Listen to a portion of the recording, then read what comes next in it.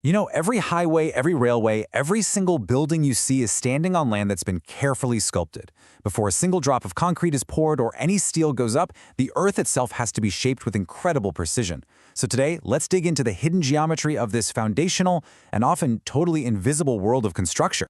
I mean, think about it for a second. How much of the earth do we actually move?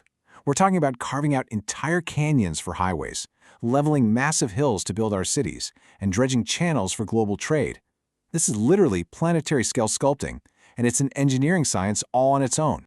So there's a name for all this, of course. It's called Earthwork. And at its very core, it's really about two simple actions. Cutting, which is just what it sounds like, excavating and removing earth, and filling, which is where you build up the ground to create something like an embankment. It's the essential first step that makes everything else possible. So, how on earth do engineers even start to calculate these massive volumes of earth they need to move? Well, they don't try to measure a whole mountain all at once. Nope. Instead, they start with a single, simple, two-dimensional slice. And this right here, this is the secret sauce. It's called a cross-section. It's like we've literally taken a knife and sliced right through a road that we're planning to build. And this one simple diagram, it shows us everything: the depth, the width, and the angle of the sides for this one specific spot. Okay, I know, this might look a little technical with all the different labels and lines, but trust me, what we're really looking at here is just some basic geometry that we probably all learned back in middle school. Let's break it down real quick. See, this shape is really just two parts. First, you've got that rectangle right in the middle. That's the flat bottom of our road trench. And then you have these two triangles on the sides. They create those sloped edges that are absolutely crucial for stability, so the walls don't cave in.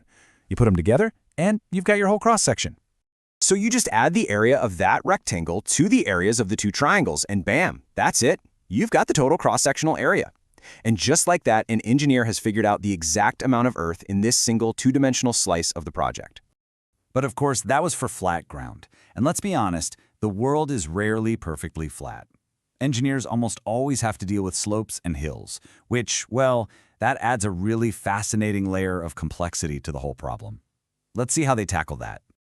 Right, this is the real-world challenge. How do you take a landscape that's basically a ramp and create a perfectly level surface for a road or a railway? You can't just dig a simple symmetrical trench anymore. That just won't work. Now, this slide just shows the difference so clearly. On the left, you've got our simple trench for flat ground, nice and symmetrical. But look at the right. That's the reality of building on a hillside. It's totally different. One side needs to be dug out from the hill, while the other side actually needs to be built up.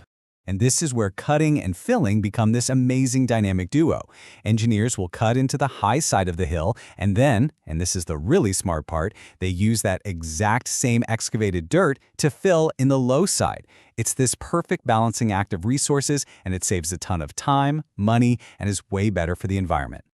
Okay, so we've figured out the area of one slice. That's great, but a road is miles long, not an inch thick. So the next absolutely crucial step is turning that 2D area into a 3D volume. And honestly, this is the best way to think about it. Imagine the entire road project is like a loaf of bread. Figuring out the area of one cross-section, that's like knowing the size of a single slice. But to know how much bread you actually have, you've got to consider all the slices together, the whole loaf. And that is exactly what they do. Engineers take these cross-section measurements at regular intervals, maybe every 50 feet or 100 feet, all the way along the path of the project. And the more the ground changes, the closer together they take those slices. This whole series of slices lets them build an accurate 3D model and calculate the total volume of earth to be moved. So as you might guess, there's more than one way to do the math here. Engineers have a few different methods in their toolkit, and they each have their own strengths, depending on what the project needs.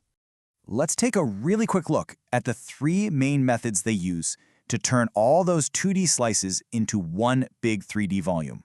This table here breaks them down really nicely. You've got the average area method, which is perfect for quick, early estimates. Then there's the mid-sectional method, which is even simpler, great for really uniform ground.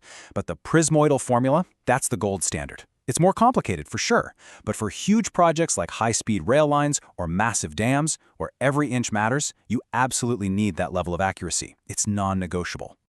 So at this point you might be thinking, wow, that is a whole lot of math for what seems like a pretty simple task of moving dirt. But getting these numbers exactly right is one of the most critical parts of any construction project.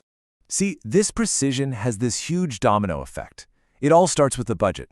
Every single cubic yard of dirt has a price tag attached.